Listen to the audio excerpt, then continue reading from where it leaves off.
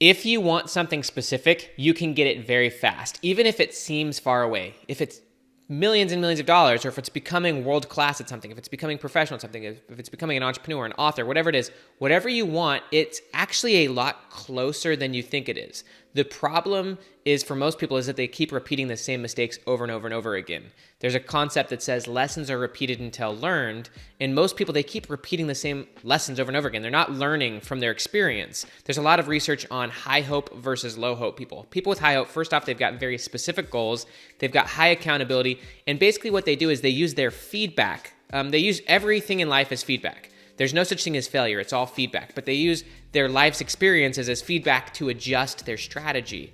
Basically what Albert Einstein said is, insanity is doing the same thing over and over again and expecting a different result. People with low hope, they've found, is they keep trying the same method over and over again, and they expect or want different results, but they're unwilling to adjust their path or their strategy or their way of doing things. So Dan Sullivan, he's the founder of Strategic Coach. He said that you should always make your learning greater than your experience. Most people, it's the opposite. Most people have way more experience than they have learning. They keep repeating the same experience over and over and over again. So Tim Grover, he is the performance coach of Michael Jordan and so many other people. He said if you crave the result bad enough, then the hard work doesn't really matter.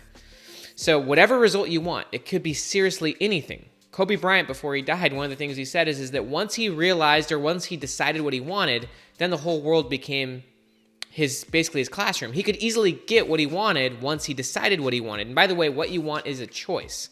Viktor Frankl, the man who wrote the book Man's Search for Meaning, he said, what man needs is not a tensionless state, but rather the striving and struggling for a worthwhile goal, a freely chosen task. So whatever future you want for yourself, or whatever goal you have, it's a freely chosen task. You're the one who chooses your goals. You don't discover your passion. You don't discover your personality. You make a decision about who your future self is, and ultimately you decide what you want for yourself. You decide what you want based on your value system, and it's up to you to ultimately refine and define your value system. What you place value and emphasis and meaning on determines the goals you set.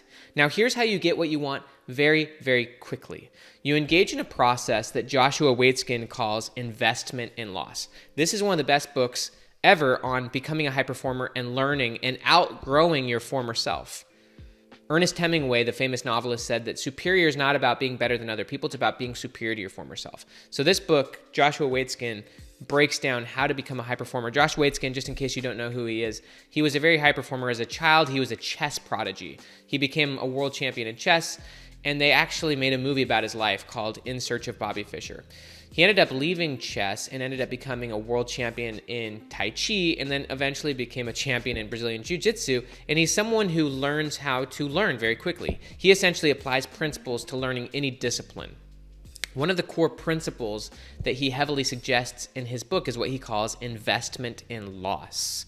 Here's basically how he describes it. When he was first learning Tai Chi and stuff like that, he realized that often the teacher would give them free time to just go and spar, go and practice and train with other people in the class. They'd have free training time.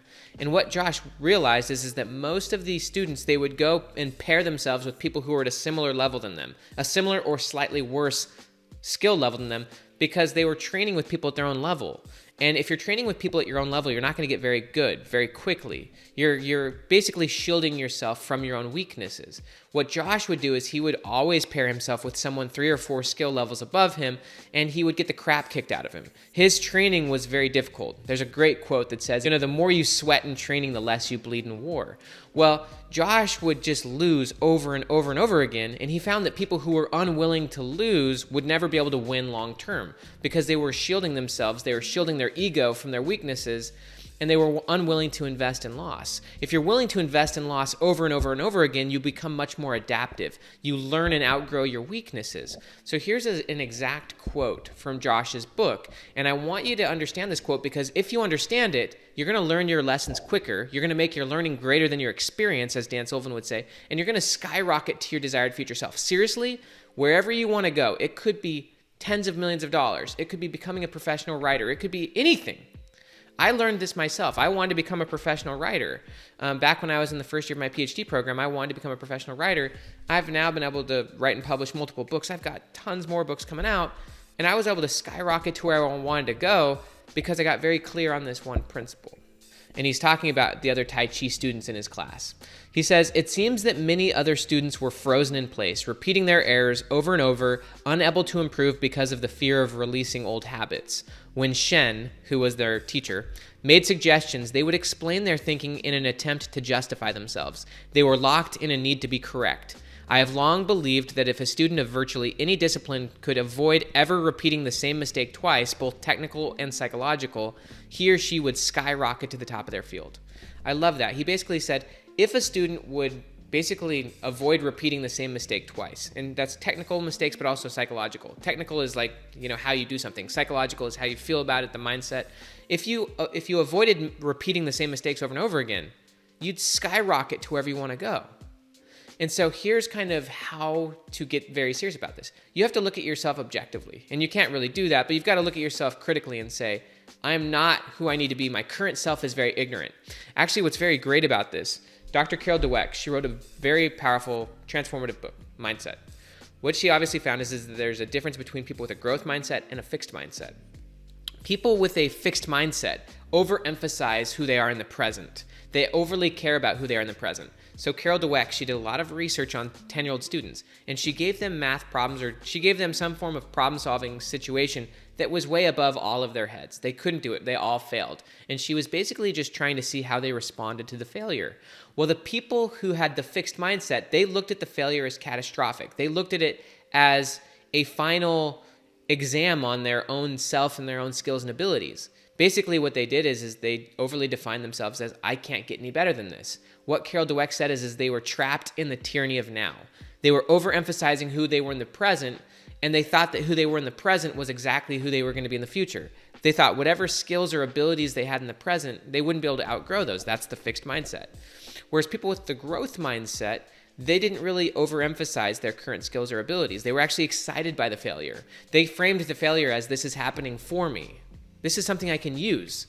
And so they then saw a future version of themselves beyond their current limitations. In other words, people with a growth mindset care way more about their future self than their current self. People with a fixed mindset, they overemphasize their current self. They say, this is who I am. They use definitive terms. They say, I'm an introvert, or I'm bad at science, or I'm not very good at this. People with a growth mindset don't really care about who they are right now. Think about, for example, Elon Musk. Elon Musk talks about how he wants to die on Mars. That's his image of his future self. And whatever view you have of your future self, that's the thing driving your present behavior and mindsets. Obviously, Elon Musk hasn't gotten there yet. We haven't learned how to get to Mars. There's so many things that he has to outgrow in his current self that his future self already embodies. And there's a really, really powerful concept in psychology and high-performance psychology called deliberate practice. Deliberate practice is basically how you develop skills. There's naive practice and there's deliberate practice. Naive practice is basically just going out and gaining experience. I can go out and shoot basketballs with my son and I'm gaining experience, but I'm not actually getting better at basketball. You can do something, for example, for 10,000 hours. Malcolm Gladwell popularized the 10,000 hour rule. He said that if you do something for 10,000 hours, you'll become world class. That's a lie. You can do something for 10,000 hours naively and just get a lot of experience, but gain no skill. I can go out and do something over and over again and not get any better at it. Deliberate practice means you're actually focusing on developing certain skills. There's something specific you want to achieve. You have to have a certain goal or a certain thing you're wanting to change, and your practice or your activities are targeted towards improving that specific area. There's a lot of research that shows in order to engage in specific deliberate practice, you have to have a clear future self in mind, but then ultimately you have to engage in investment and loss. You've got to be willing to lose over and over and over again to rid yourself of your former weaknesses and mindsets and to ultimately compete at the level. You want to actually compete at the level of your future self. You want to work at and think at and focus on the level of your future self.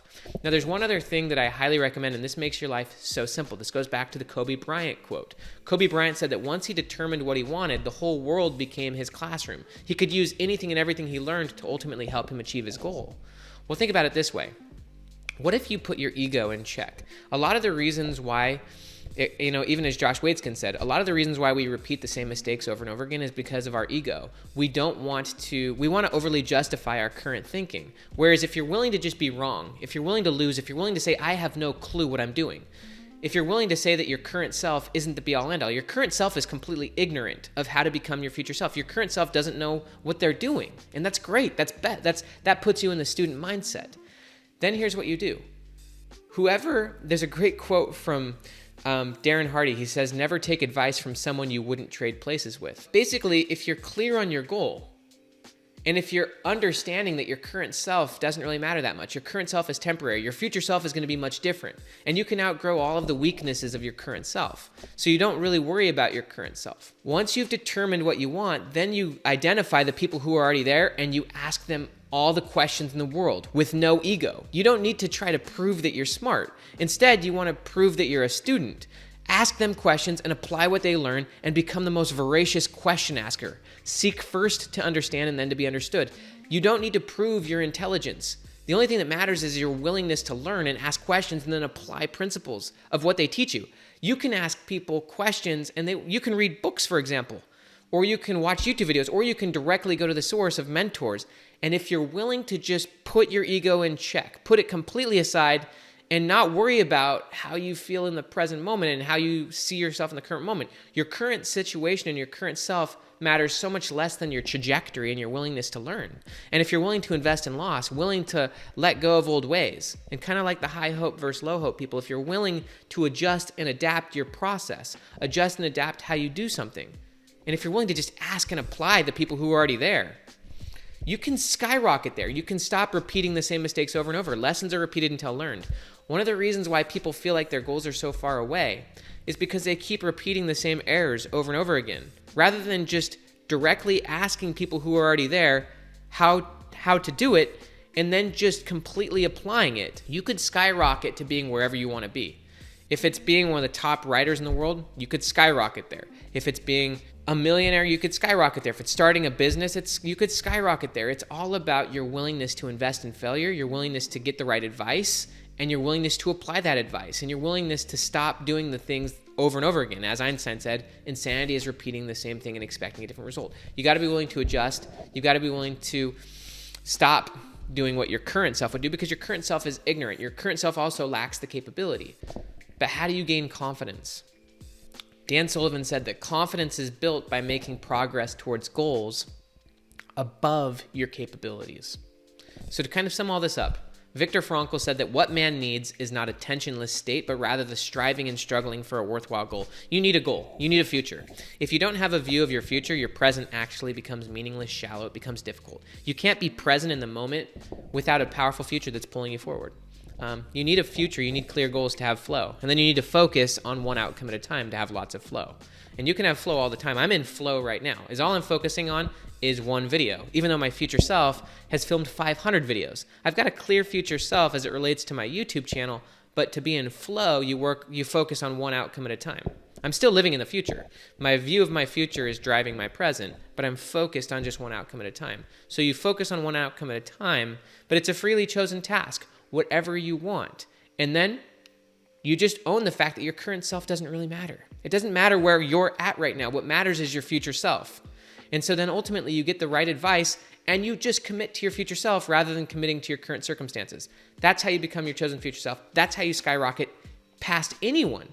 And one thing that's exciting to know is that most of the people in the world are going to be repeating the same mistakes over and over again. They're going to keep accumulating experience, but not learning from that experience. They're going to be engaging in naive practice, but not deliberate practice. It's your choice. Do you want to skyrocket to the top of your field or your choice of goal, whatever it is?